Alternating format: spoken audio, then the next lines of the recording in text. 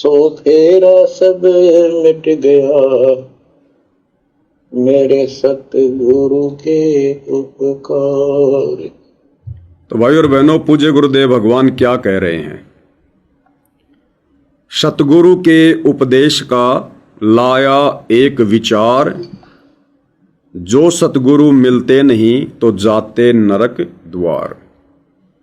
और नरक द्वार में दूत सब करते खेचा तान, उनसे कभी न छूटता फिरता चारों खान। चार खाने में भरमता कभू न लगता पार, सो फेरा सब मिट गया मेरे सतगुरु के उपकार।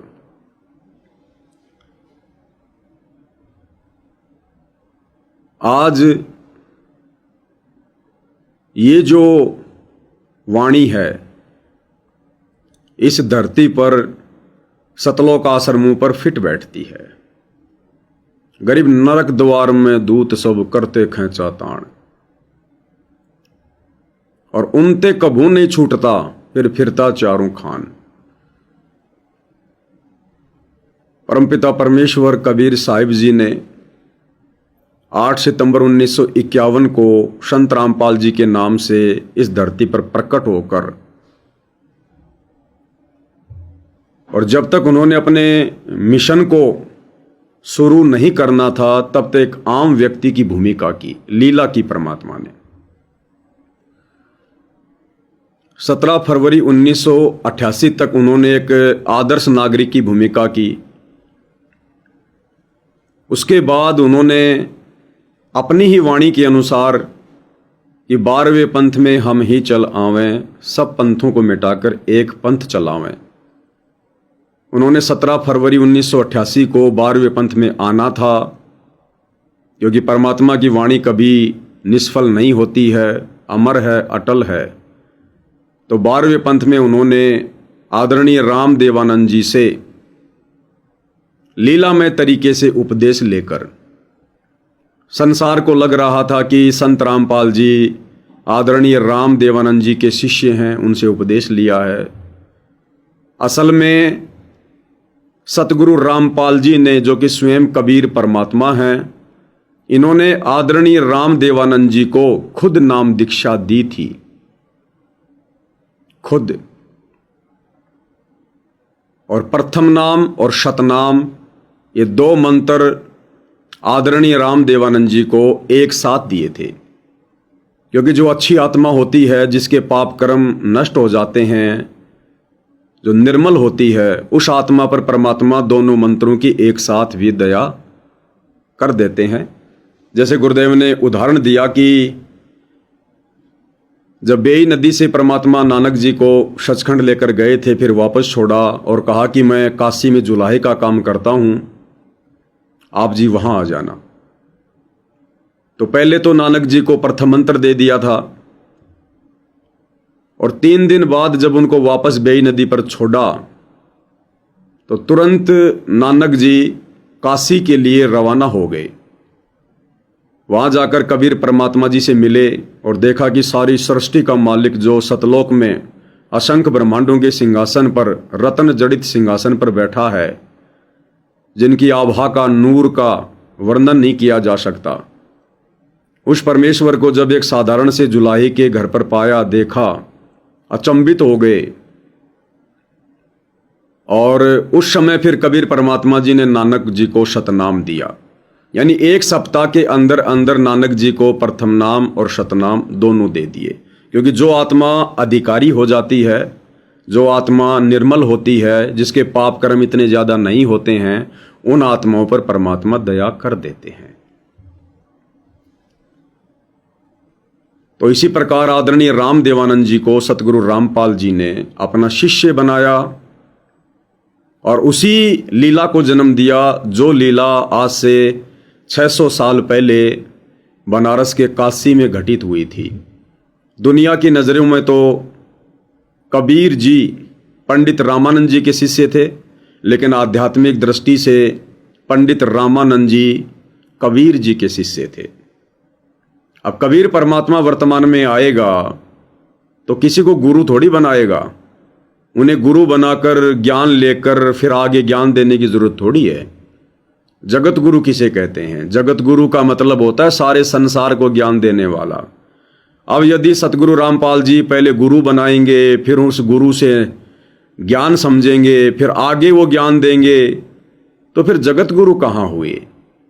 किसी और से ज्ञान लेकर आगे ज्ञान देना ये जगत गुरु की पहचान थोड़ी होती है। तो ये सारा का सारा जो खेल है भाई और बहनों, ये गुप्त है, गैबी है। इसको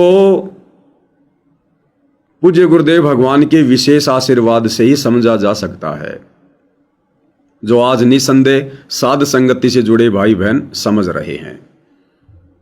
तो 17 फरवरी 1988 को गुरुदेव ने 12वें पंथ में प्रवेश किया, आदरणीय रामदेवानंद जी को अपनी शरण में लिया और फिर अपने निर्धारित समय पर उन्होंने सन 1994 से नाम दीक्षा देना शुरू करके अपने यथार्थ 13वें कबीर पंथ की अपने मिशन की शुरुआत की।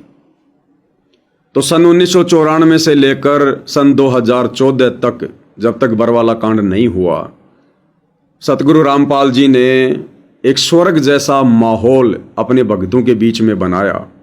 जहाँ भी पूज्य गुरुदेव भगवान सत्संग किया करते थे, जिस भी आश्रम में किया करते थे, परमेश्वर ने स्वर्ग जैसा वहाँ माहौल बनाया। और धीरे धीरे धीरे धीरे फिर काल की प्रेरणा से काल के दूत एंट्री करते चले गए, क्योंकि काल ने तो स्पेशल भेजे इसलिए थे कि ये मार्ग सही प्रकार से आगे ना चल पाए। तो धीरे धीरे उन काल के दूतों ने, जो काल के द्वारा पहले से ही सतगुरु रामपाल जी के आसपास पैदा कर दिए गए थे, उनके बेटा बेटी के रूप में, उनके रिश्तेदारों के रूप में, उनके भाई के रूप में, चंद कोऑर्डिनेटरों के रूप में, उन सभी को फिर काल ने धीरे धीरे धीरे धीरे सतगुरु के आसपास भेजना शुरू कर दिया। जैसे 650 साल पहले काल ने उस कमाल नाम के लड़के को अपना दूत बनाकर और कबीर परमात्मा जी के पंथ में भेजा।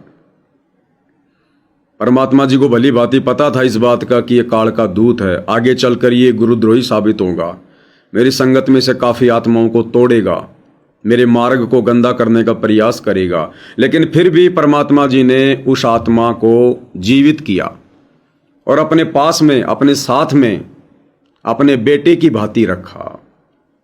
और संगत की नज़रों में कमाल कबीर जी का बेटा ही माना जाता था, कहलाता था। और आगे चलकर सबको पता है वही कमाल फिर गुरुद्रोही घोषित हुआ। ये उदाहरण क्यों पेश किया भाई और बहनों पूज्य गुरुदेव ने? क्योंकि परमात्मा ने इस कलयुग की पिछली पीढ़ी में इस समय अपने मोक्ष मार्ग की शुरुआत करनी थी। तो काल तो चुप बैठेगा नहीं, अपनी पूर्व निर्धारित योजना के अनुसार वो तो चौकस है। तो काल ने भी अपने एजेंट, अपने दूत इस समय विशेष तौर पर भेजने थे, और वो दूत उसने सतगुरु रामपाल जी के रिश्तेदारों के रूप में, बेटा बेटी भाई बंधु रिश्तेदारों के रूप में भेज दिए। तो आज हम भली भांति उन काल के दूतों की पहचान उनके ज्ञान आधार से, उनके व्यवहार से कर सकें, इसके लिए परमात्मा ने 650 साल पहले जानबूझकर कमाल को जीवित करके अपने पास में रखा था, ताकि कलयुग की पिछली पीढ़ी के भगत सावधान रहें और ये सोचकर धोखा ना खा जाएं कि ये तो सतगुरुदेव जी का बेटा है, ये उनकी बेटियां हैं, ये उनका भाई है, ये उनकी पत्नी है, ये उनके रिश्तेदार हैं, ये तो गुरुदेव के बहुत ही नज़दीक रहता था, ये तो बहुत ही पुराना भगत है। तो गुरुदेव हमारी जो मूर्छा है उसको तोड़ना चाहते हैं कि इस गलत फहमी में मत रहना। यदि तुम लोगों ने अपने गुरु को परमात्मा मान लिया, भगवान मान लिया, तो फिर भगवान यहाँ इस गंदे लोक में अंडे पैदा करने नहीं आता, बच्चे पैदा करने नहीं आता। सतलोक को छोड़कर इस गंदे लोक में भगवान अंडे देने आएगा। यदि हमने भगवान मान लिया तो फिर भगवान माँ के गर्भ से आएगा, फिर भगवान शादी करेगा, शादी करके भगवान संतान उत्पन्न करेगा, फिर तो भगवान हमारे जैसा हो गया। जैसे हम घसियारे वैसे भगवान घसियारा, फिर हमारे मेरे भगवान में क्या अंतर है? तो ये उनकी लीलाएं हैं, हमने समझना है ज्ञान आधार से। तो वर्तमान में परमपिता परमेश्वर जी के इस भक्ति मार्ग में, इस ज्ञान मार्ग में जो काल के दूतों की भूमिका निभा रहे हैं, जो खींचातान कर रहे हैं, जिन्होंने खींचातान मचा रखी है कि नरक द्वार में दूत सब करते खींचातान। तो आज सतगुरु रामपाल जी परमेश्वर जी के सतभक्ति मार्ग में काल दूतों की, यम दूतों की भूमिका ये सतलोक आश्रम कमेटी वाले, सतलोक आश्रम मैनेजमेंट वाले, गुरुदेव के परिवार वाले निभा रहे हैं। इन्होंने आज गुरुदेव के जेल जाने के बाद खींचातान मचा रखी है, खींचातान। इनको केवल प्रॉपर्टी दिखाई देती है, केवल माया दिखाई देती है, केवल ज्योति पाठ और दान का पैसा दिखाई देता है। इनको भक्ति और मर्यादा दिखाई नहीं देती, परमात्मा के हंस दिखाई नहीं देते इनको। इन्होंने खींचातान मचा रखी है मर्यादा तोड़वाने के लिए। अनेकों भक्ति विरुद्ध कर्म इन्होंने सन 2014 के बाद से, हालांकि भक्ति विरुद्ध कर्म तो ये लोग शुरू से ही करते आ रहे हैं, जिसका नतीजा करोथा कांड और बरवाला कांड हुआ। लेकिन विशेष तौर पर सार्वजनिक रूप से इन्होंने 2014 के बाद संगत की मर्यादा तोड़वानी शुरू की। जैसे धनाना में स्टेडियम बनवाना, जबकि गुरुदेव तो मोबाइल में भी वीडियो गेम खेलने से मना करते हैं कि भाई तुम्हारा समय और समां से बर्बाद होंगी और गुरु का वचन टूटेगा। इनको क्या परवाह गुरु के वचन की। जाटों के आरक्षण में लाखों की संगत को बैठा देना, बिरानी आग में झोंक देना, करोड़ों रुपया चंदे के रूप में देना, गुंडों की सीबीआई जांच का समर्थन करना, 5 लाख रुपए चंदे के रूप में देना, जाटों की धर्मशाला बनवाना, किसी की गौशाला बनाना, कहीं आरओ लगाना, कहीं रोड बनवाना, कहीं एम्बुलेंस चलाना, किसी का बस स्टैंड बनवाना, कभी भक्तों को राजनीति में झोंक देना, कभी मुख्यमंत्री की रैली में, कभी प्रधानमंत्री की रैली में, अयोध्या में जाके भंडारा लगाना, परशुराम की जयंती में बैठाना, सिरसा मंडी, अनाज मंडी सिरसा में कबीर जयंती में भक्तों को बैठाना। तो ये खींचातान इन लोगों ने यम दूतों की भांति मचा रखी है। यम द्वार में दूत सब करते खींचातान, उनते कबू न छूटता फिर फिरता चारों खान। आज ये संगत इन यम दूतों से छुटकारा नहीं पा रही, छुटकारा प्राप्त नहीं कर पा रही। और कहते हैं 100 फेरा सब मिट गया मेरे सतगुरु के उपकार। केवलम सत्सेवक भाई बहनों का ये चक्कर समाप्त हुआ है, ये फेरा समाप्त हुआ है। इन यमदूतों के जाल से 2014 बरवाला कांड के बाद केवल हम साथ संगति से जुड़े भाई बहन अलग हुए हैं। तो आप और हमारा फेरा छूटा है, आप और हमारा ये जंजाल कटा है इन यमदूतों से। बाकी संगत तो आज भी इन यमदूतों के चक्कर में फंसी हुई है और हर दिन अपनी एक नई मर्यादा तोड़ रही है।